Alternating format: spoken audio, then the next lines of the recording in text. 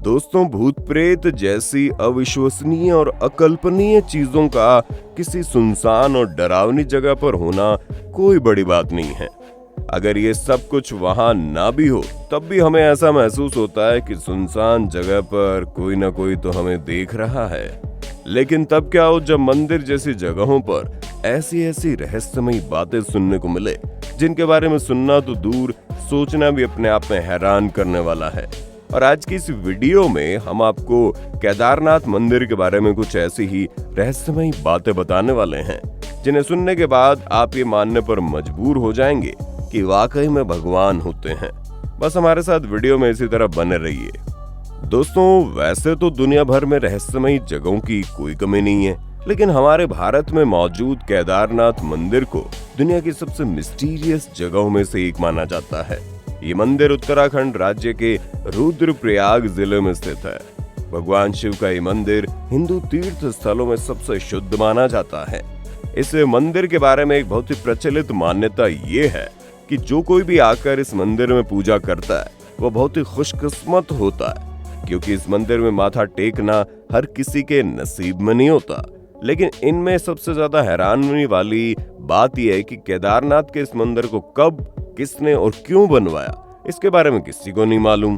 हालांकि हमारे धर्म ग्रंथों और शास्त्रों में लिखा गया है कि केदारनाथ मंदिर को पांडवों ने बनवाया था, लेकिन अभी तक इससे जुड़ा कोई भी सबूत हाथ नहीं लगा कि इस मंदिर को वाकई में पांडवों ने बनवाया था या फिर इसके पीछे कोई और ही रहस्य छुपा हुआ है। और इस मंदिर का रहस्य यहीं पर खत्म नहीं होता, क्योंकि दोस्तों, जब आप केदारनाथ मंदिर की बनावट को देखेंगे तो आपका दिमाग घूमने लग जाएगा। केदारनाथ में जो पत्थर लगे हुए हैं वो इतने सटीक और इंटरलॉकिंग तरीके से लगे हैं, जिन्हें देखकर ऐसा लगता है मानो मॉडर्न इंजीनियर्स ने एडवांस टेक्नोलॉजी की मशीनों से इसे तैयार किया हो। पर दोस्तों, ऐसा होना संभव नहीं है, क्योंकि ये मंदिर आज से हजारों साल पुराना है और उस समय एडवांस टेक्नोलॉजी की मशीनों का कोई नामो निशान ही नहीं था।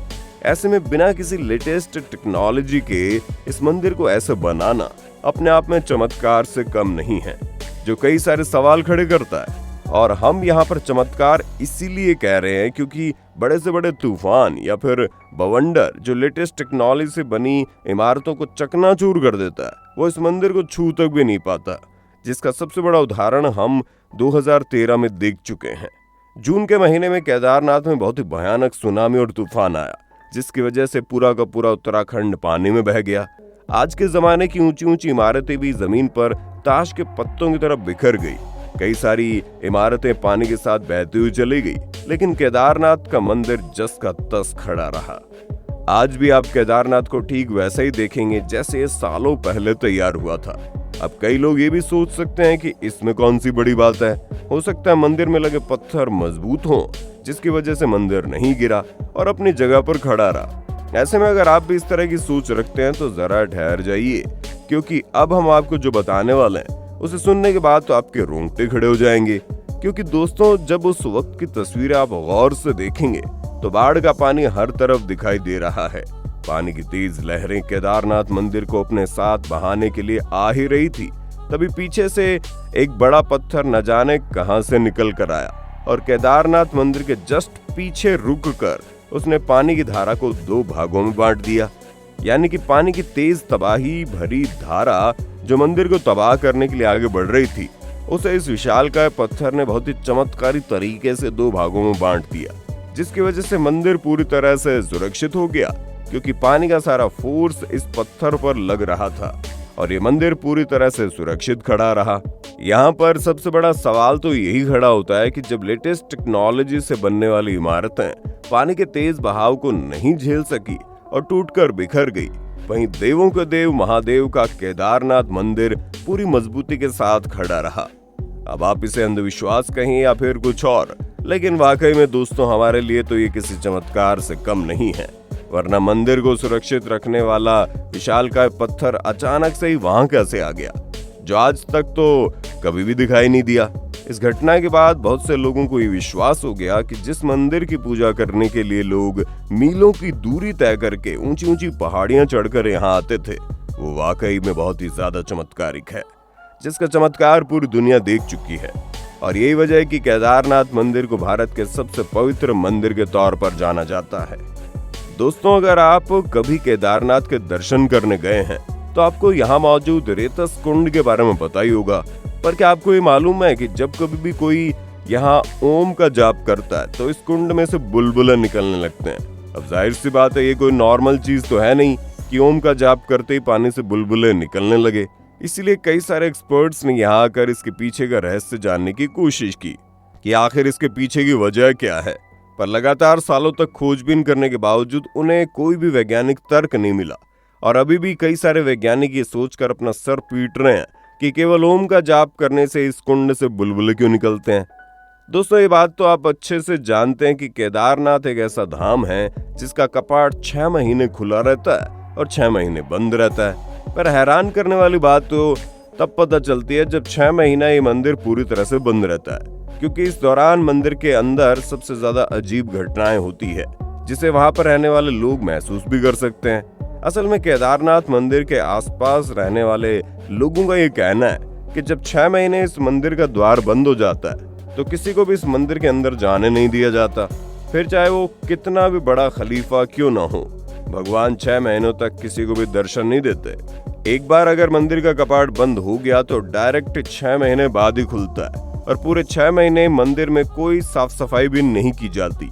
यहाँ तक कि मंदिर के अंदर जो दीपक जलाने का काम है वो भी कोई पंडित नहीं करता, क्योंकि मंदिर बाहर से पूरी तरह बंद हो जाता है और उस मंदिर के अंदर सिवाय भगवान शिव के और कोई भी मौजूद नहीं होता।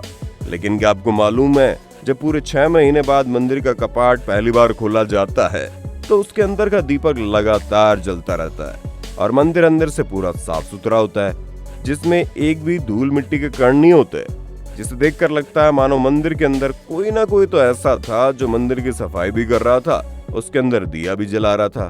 पर सच्चाई तो यह है कि मंदिर के अंदर कोई भी इंसान नहीं होता, क्योंकि दोस्तों आपका कमरा चाहे जितना भी बंद हो, लेकिन अगर आप एक हफ्ता तक उसमें सफाई नहीं करेंगे तो धूल मिट्टी जमने लगती है या फिर कीड़े मकोड़े वहां पर कब्जा कर लेते हैं। पर पूरे 6 महीनों तक मंदिर का दरवाजा बंद होने के बावजूद मंदिर अंदर से चमचमा रहा है।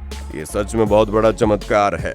ऐसे में हम तो यही कहेंगे कि जब पूरे ब्रह्मांड को चलाने वाले भोलेनाथ खुद मंदिर के अंदर मौजूद हों तो भला किसी और की साफ सफाई करने की क्या जरूरत है। और अगर साफ सफाई वाली बात को दरकिनार कर दिया जाए तो भी 6 महीने तक किसी दीपक का लगातार जलना कोई साधारण बात तो नहीं हो सकती।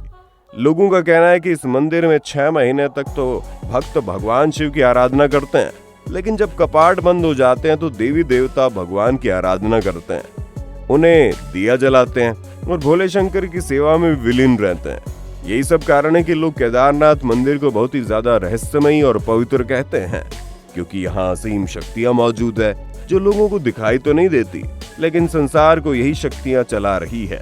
वरना अगर ऐसा कुछ ना होता तो 2013 के बाद भी ये मंदिर भी तहस नहस हो चुका होता और अब तक लोगों का भगवान पर से विश्वास उठ चुका होता।